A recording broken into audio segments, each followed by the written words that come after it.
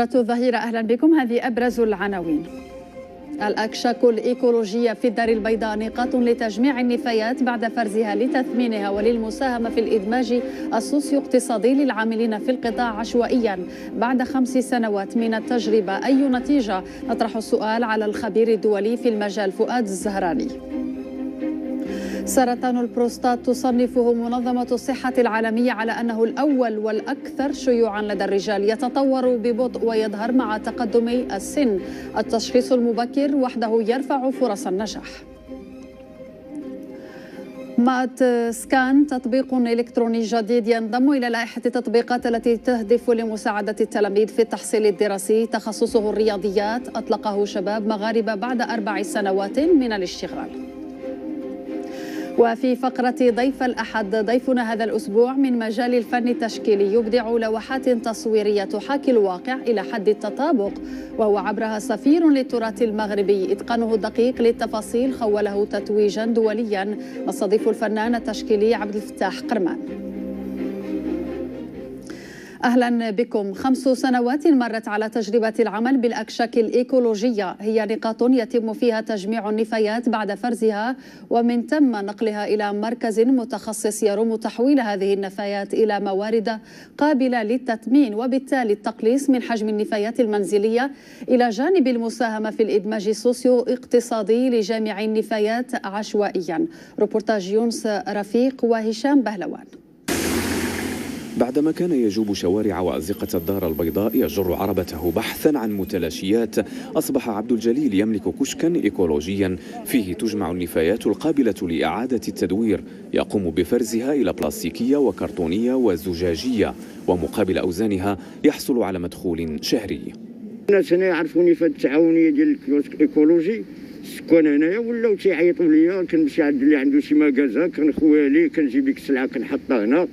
كيولاو عارفين عاوتاني كيجيو الرسوم، كيجيبوا البلاستيك كيحطوه، كيجيبوا الكرتون، كيجيبوا الخبز، كيجيبوا مابقاوش كيمشيو كاع لبلاصه النفايات كيلوحوا داكشي مجموع مع النفايات. بعض المرات ما كتوصلش حتى 600 700 درهم، وبعض المرات مع لوكازيون كتجيك شي مكازا ولا شي حاجه تقدر توصل 1500 درهم، توصل حتى 2000 درهم. هذا العمل البيئي والاجتماعي الذي تسهر على إنجاحه تعاونية الأكشاك الإيكولوجية بإمكانياتها الخاصة منذ 2015 انخرطت في تشجيعه ساكنة منطقة سيدي البرنوصي.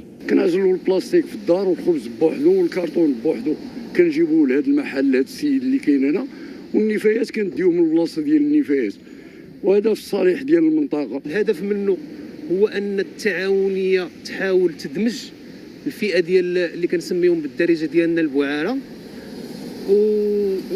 ومشينا في هذا الصدد. الهدف الاسمى منه هو ان فرز النفايات هو خدمه للمناخ. بوغ لانستون مالوغوزمون ما كانش الداعم. كنخدموا بداكشي اللي عندنا، بلي مويان قلال اللي عندنا، كما شفتي حنا اللي كنديروا لو ترونسبور الدراري، داكشي اللي كيجيبوا اللي كيتخلصوا منه.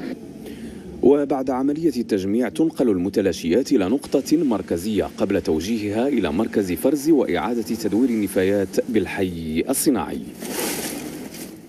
نسلط مزيد من الضوء على هذا الموضوع، ويحضر معنا ضيفا في الاستوديو الدكتور فؤاد الزهراني، خبير دولي معتمد لدى البنك الدولي مختص في النفايات وتهيئة مشاريع الفرز وإعداد المطارح المراقبة. سيد الزهراني أهلا بك. أين يكمن سيد الزهراني تصنيف المغرب، أو أين يمكن تصنيفه من حيث تجربة فرز النفايات، وهل من معيقات تحول دون أن يكون من بين الدول التي حققت الكثير في هذا المجال؟ بكل بساطة كل التجارب اللي كانت عندنا في المغرب فكانت تجارب نموذجية، يعني تجارب بعض الأحياء وكذلك بعض المدن، يعني ما كانتش واحد السياسة غير معممة وما كايناش السياسة اللي تتكون في دفاتر التحملات واللي على ضوءها نديروا يعني واحد الفرز اللي يكون في المنبع ولا في المصدر، ومن بعد ندخلوه في التدبير وفي إعادة ديال التدوير ديال هذه النفايات. يعني ملي تنجيو نشوفوا في المغرب فكانت تجارب اللي ربما دامت سنوات، ولكن ما كايناش واحد الاستمراريه، وحنا تنتكلموا على الاستمراريه والاستدامه. اذا باش تكون استدامه خاصها تكون مدمجه في السياسه ديال الاستدامه وديال يعني اننا نفكروا، لان اللي عجبني في الروبورتاج هو اننا شفنا المواطن كفاعل مي تيكون المواطن فاعل لانه هو اللي قد ينجح التجربه، وكذلك المواطن هو اللي تيستافد من هذه التجربه لان تيوليو عندنا يعني مناصب ديال الشغل.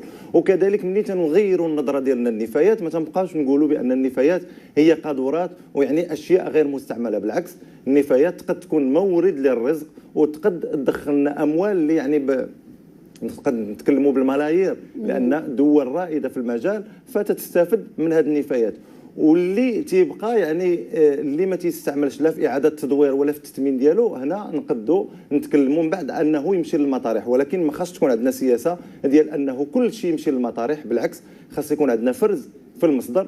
وكاينين معيقات مثلا ملي تنجيو نديروا واحد التجربه في المغرب وتنقولوا للناس راه غادي ديروا فرز يعني في المصدر في المنازل ديالكم، فالكثير تيتسالوا تيقول لك شنو الفائده اننا غادي نفرزوا ومن بعد غادي تجي واحد الشاحنه وغتجمعهم كاملين، يعني كاين الخلط ومن بعد غيمشيو كاملين للمطرح.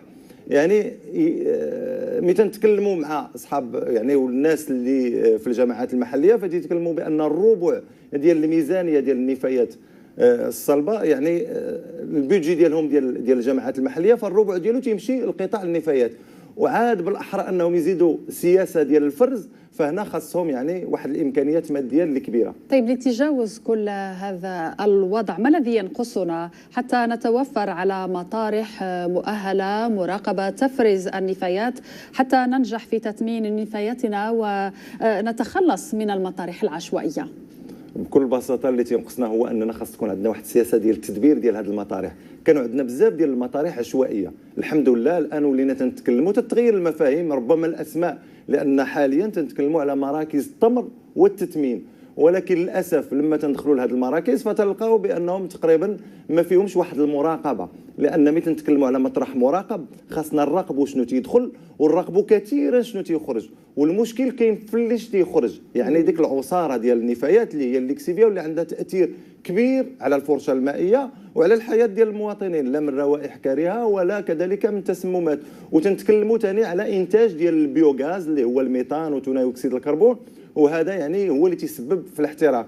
اذا النهار اللي غنوليو نفكروا بان مطرح مراقب ما غيدخلوش اي حاجه، يعني نراقبوا شنو اللي تيدخل له، اللي نقدوا نتمنوها، اللي نقدوا نديروا اعاده الاستعمال ولا اعاده التدوير ديالها نديروها، ومن بعد ندخلوا للمطرح غير الحاجه اللي ما غتصلحش، ومن بعد في التسيير ديال المطرح خاصنا نحاولوا اننا نجمعوا ديك الليكسيفيا ونعالجوها، لان راه ملايين الامتار المكعبه، يعني نظره واحده في هذه المطارح غادي نشوفوا بان احواض كبيره ديال هذه العصاره، وكذلك نحاولوا اننا نجمعوا هذاك البيوغاز ويقد يكون مصدر للطاقه.